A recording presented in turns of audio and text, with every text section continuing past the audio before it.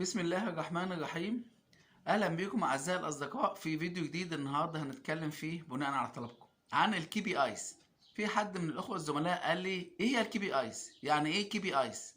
بنسمعها كتير، يقول لك احنا هنصرف الحوافز للناس او هنعمل التقييمات للناس بناء على الكي بي ايز. ايه هي الكي بي ايز؟ يعني لو جينا ترجمناها نقول ان هي كي بيرفورمانس انديكيتور. كي يعني مفتاح، performance يعني اداء، indicators يعني دلائل. يعني نقدر نسميها كده المصطلح، نقول قياس اداء العمل، قياس اداء المهام، قياس اداء العمل التجاري، سواء بقى عمل تجاري عمل خدمي ايا كان هو العمل ايه. طيب مؤشرات الاداء الرئيسيه ايه؟ ازاي نقيس؟ ازاي يعني؟ قال لك اول حاجه جوده الخدمه. جوده الخدمه دي بتتوقف بقى على بقى لو انت بقى بتقدم مشروع خدمي مطاعم مثلا، يبقى جوده الخدمه في المطاعم، جوده الخدمه في الكول سنتر لو انت عندك كول سنتر، في الرد على التليفون، في احتواء العملاء، كلام من دي. اول حاجه. تاني حاجه، اتنين، نسبه رضاء العملاء. عندك نسبه الكومبلينز قد ايه، الشكاوى قد ايه. تالت حاجة، نسبة متوسط إنجاز المعاملة. يعني لو أنت عندك كول سنتر، تشوف المكالمة بتتم في قد إيه، هل دقيقة كما هو مخطط أو دقيقتين زي ما أنت عامل لها المخطط بتاعك. نسبة الكولز اللي ترد عليها قد إيه، ونسبة الكولز اللي ما تردش عليها قد إيه، نسبة الكولز الناجحة قد إيه، وهكذا. رابع حاجة، نسبة الموظفين الحاصلين على تقييم الجودة المطلوب. يعني مثلا لو أنت عندك زي حتى في مستشفيات دلوقتي أنا بنتعامل معاها، يعني يقول لك قيم المكالمة، او البنوك كمان الكول سنتر بتاع البنك يقول لك قيم المكالمه بعد كل انتهاء المكالمه. تقيم بقى المكالمه من واحد لاثنين لثلاثه لاربعه وخمسه، حتى شركات الموبايلات بتعمل كده. هتقيم المكالمه اللي انت كنت بتكلمها عن الموظف، هل هو ساعدك قام بالمطلوب، جاوب على الاسئله المطلوبه او هكذا.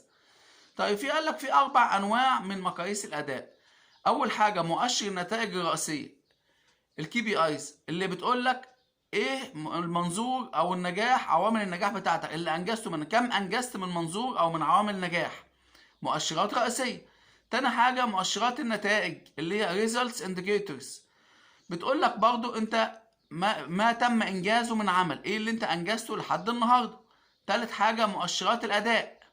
مؤشرات الاداء اللي احنا بنتكلم عليها بقى اللي هي البرفورمانس انديكيتورز، بي اي اس. performance indicators دي بتقول لك ايه اللي يجب القيام بيه، ايه المفروض تعمله. رابع حاجه مؤشرات الاداء الرئيسيه، performance indicator كي بي اي اس، دي اللي انت بتقول لك ايه المفروض تعمله وايه المفروض تعمله عشان تزود الانتاج او الاداء بتاعك. يعني ما تم انجازه وما يجب ان يتم انجازه، بمعنى ادق واصح يعني واعمق، ما تم انجازه وما يجب ان يتم انجازه. طبعا المقاييس دي بتكون بقى في كل منشأة في مقاييس مالية ومقاييس غير مالية، مقاييس بتعتمد على الإحصاءات، مقاييس بتعتمد على الكم المادي اللي وصلت له، على المبيعات، كل حاجة بقى، كل حاجة. طيب، ألا تتمثل مؤشرات الأداء من خلال بعض الأسئلة وإجاباتها. يعني أنت لو سألت نفسك كده إيه يعني إيه المؤشر ده؟ أنا عايز أعرف كشخص أو كمؤسسة أو كإدارة. أول حاجة أقول إيه؟ هل أنا أقوم بالمهمة بالشكل المطلوب وفقا للاهداف؟ يعني هل انا عملت المطلوب مني النهارده؟ مثلا لو انت في مطعم، التارجت بتاعك النهارده كان مثلا ليتس سي 15000، هل انا عملت 15000؟ طب هل انا عملت قريب منهم؟ هل بعيد عنهم؟ ده اول سؤال. تاني حاجه، ما مدى تقدمك في اداء المهمه؟ انت زي ما كنت لسه بقول لك، انت عملت كام من 15؟ 10 من 15 يبقى انت كده ماشي كويس، لا 3، لا 4، لا 5. طيب، تالت حاجه، ايه الحد الادنى اللي انت قمت بالانتهاء منه؟ يعني انت الحد الادنى النهارده انك تحقق ال 15000 دول مثلا على سبيل المثال، يعني الحد الادنى انك تحقق على الاقل 8 مثلا. او انك انت يبقى عندك كولز او كول سنتر، الحد الادنى من المكالمات اليوميه لو انت جالك 100 مكالمه، لازم يكون منهم مكالمات ناجحه على الاقل 80 مكالمه او 85 مكالمه مثلا يعني. طيب، مؤشرات الاداء دي قال لك هي مجموعه من القيم او اللي بتقيس النجاح ده. طب نقيس النجاح ازاي؟ هل في ميجر لقياس النجاح؟ طبعا في 3 حاجات. اول حاجات قال لك مؤشرات كميه اللي هي كوانتيتيف، دي بتشمل الاحصاءات الرقميه والبيانات. تاني حاجه قال لك مؤشرات تطبيقيه اللي هي بتتعامل مع عمليات المنشاه. رابع حاجه، تالت حاجه مؤشرات توجيهيه اللي هي دايركشنال، اللي هي حاجات اللي تقول لك ان انت بتحسن ولا ما بتحسنش. يعني مثلا انت عندك خطه افتتاح مطاعم 10 فروع في السنه، فتحت من 10 فروع دول قد ايه؟ انت دخلت على نص السنه الاولاني، فتحت منهم قد ايه؟ 3 4؟ لا ما فتحتش، يبقى لازم نعمل تاني، نعمل ري بلاننج للموضوع، نشوف احنا ايه المخطط وايه اللي تم انتاجه وايه اللي تم اداؤه وايه اللي ناقص عندنا. تمام. ده كله بيؤثر على موضوع هحاسب الناس ازاي، هتحاسب الناس الموظفين اللي عندك ازاي، هتقدر تقيم ادائهم بشكل مظبوط ازاي، الا اذا كنت ماشي على الكي بي ايز دي، على المؤشرات دي والدلائل دي. طيب في حاجه قال لك تصنيف مؤشرات الاداء. تصنيف مؤشرات اداء المؤسسات. اول حاجه مؤشرات الاداء الخارجي للشركه، دي بتتكلم بقى عن التسويق، الاسواق، البيئه، المجتمع، انت فين، حجمك ايه من السوق، واخد الماركت شير بتاعك قد ايه من الماركت شير موجود في السوق، يعني انت حجم تعاملاتك وانت مطاعم مثلا، ايه المنافس ليك، انت واخد قد ايه منه، هو واخد قد ايه منك، هكذا. تاني حاجه مؤشرات الاداء للمنتج، اللي هي متطلبات الكاستمر بتاعك، هو الناس محتاجه ايه، لازم نشوف الجست محتاج ايه، عشان تنافس عايز ايه، الناس مقبله اليومين دول على ايه، زي ما بيقولوا كده اليومين دول ايه الترند اللي ماشي مثلا. لو انت لا الترند اللي ماشي الحاجات الناس بتحب الحاجات اللي ايه اللي تكون سعرها اقل شويه وتكون خفيفه وفي المتناول، يعني الكريبات مثلا، لا تقول اه والله ده انا ممكن اضيف المنيو بتاع الكريب. الكريبات دي حاجه مكسبها كويس وسعرها في المعقول والناس بتقبل عليها كتير، لانها بتبقى وجبه كده ايه ان بتوين، بتبقى ماهيش وجبه وحاجه كده ايه زي ما بيقولوا لحد ما تروح مثلا تاخد وجبه رئيسيه بتاعتك او كده، يعني برانش يعني. مؤشرات الاداء والعمليات، اللي هو بيقول لك انت عملت قد ايه، العمليات اللي انت عملتها، هل مثلا انت عملت النهارده كام اوردر، طب وجابوا قد ايه، جابوا فلوس قد ايه، مردود قد ايه. رابع حاجه مؤشرات الاداء الداخلي للشركه، دي بقى بيتكلم على مقدره الشركه وفعاليتها في السوق، الشركه فين من السوق بصفه عامه. خامس حاجة والمهمة جدا اللي هي بتوقفنا بقى كلنا احنا واقفين عندها وبنتكلم عن موضوع مؤشرات الأداء للموارد البشرية. انت الناس اللي معاك هتحاسبهم ازاي؟ انت الناس اللي معاك هتصرف لهم بونص على اي اساس؟ هتعمل خطة ترقيات على اي اساس؟ هتكبر الناس ازاي؟ اللي هي المهارات، بتشمل بقى مؤشرات الأداء الموارد البشرية، بتتكلم عن المهارات بتاعت الناس، المعارف، القدرات، تطوير العاملين وتحفيزهم.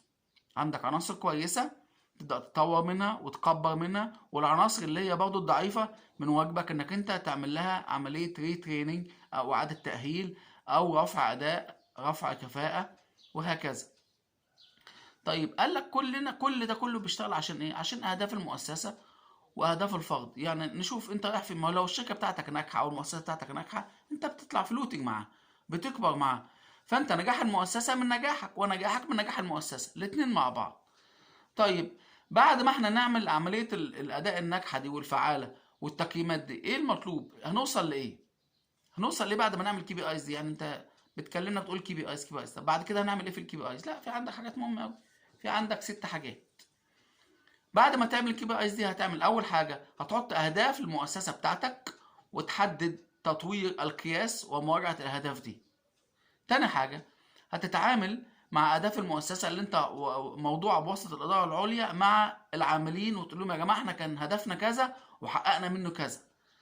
تالت حاجة أكبر قدر من الوضوح في التريس اللي بيسموها ترانسبيرنسي، اللي هي الشفافية. الناس في كتير من الشركات بتبقى تايهة، لا هو عارف في بي ان ال، هو ناجح، هو خسران، هو كسبان. للأسف الشديد بتلاقي الموضوع ده، أنا شفت الكلام ده، بتلاقي مدير مطعم مش عارف البي ان ال بتاعته، يقول لك والله انا ما اعرفش انا كسبان ولا ربحان ولا خسران الشهر ده ازاي. لازم يبقى فيه الموضوع ده يعني متاح للناس كلها. لازم يبقى الموظف عارف هو بينجح بيبيع، طب انت بتبيع، ما انت ممكن تكون بتبيع بس عندك اكسبنسز كتيره جدا، نفقات كتيره جدا، وتلاقي النت بروفيت بتاعك قليل جدا.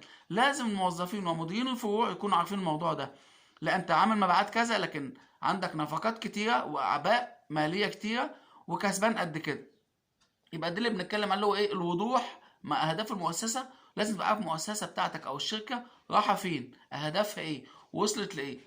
رابع حاجه تطوير ثقافه الاداء وتوافق الاداء مع الاجراءات القياسيه. يعني ايه الكلام الصعب ده؟ هو كلام مش مكلكع ولا حاجه ولا صعب، لا. يعني انت فين، الشركه فين وانت فين من الشركه. هل احنا ماشيين على التراك صح مع بعض؟ لازم نكون ماشيين مع بعض. لازم اهداف المؤسسه واهدافك تكون اهداف واحده، لان احنا في الاخر كلنا مؤسسه واحده. الحاجة اللي بعد كده جعل المؤسسة أكثر فاعلية. أنا عايز أبقى موجود في السوق، عايز يبقى ليا تواجد، عايز يبقى ليا نجاح، عايز يبقى ليا اسم في السوق، عايز اسم ده بيكبر، عايز اسم ده بيتطور، وأنا بتطور والناس زي ما قلنا بتتطور معانا. آخر حاجة احنا بنشجع على التطوير الذاتي. يعني أنا الموظف اللي معايا لو هو عنده لاك في اي حاجه، لاك في انفورميشن، لاك في كوميونيكيشن، بقول له تعالى انت ناقصك كذا كذا كذا، وهنشتغل في الفتره دي على الموضوع ده.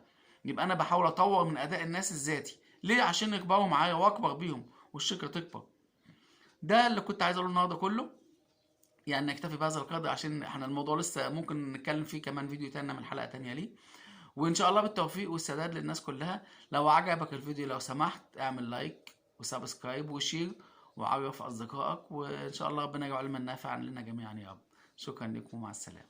السلام.